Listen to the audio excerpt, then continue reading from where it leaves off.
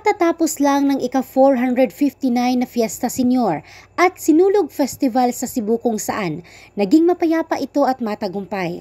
Ilang araw matapos ang naturang kaganapan, nag-viral sa social media ang kuhang larawan ng isang Brian Kirk Rura.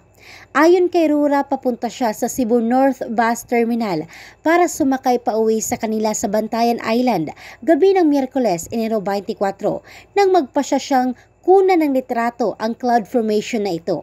Nang nasa bus na siya, tiningnan niya ang kanyang gallery at doon napagtansya na mala Senior Santo Niño pala umano ang cloud formation na kanyang napicturan.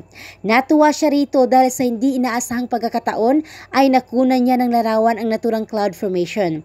Hindi man umano niya alam kung ano ang pahiwatig nito, sigurado naman siyang malaki ang kanyang pananampalataya sa Batang Hesus. Ang bahaging ito ay hatid ng DriveMax Adult Herbal Capsule, lalaking laging umaangat.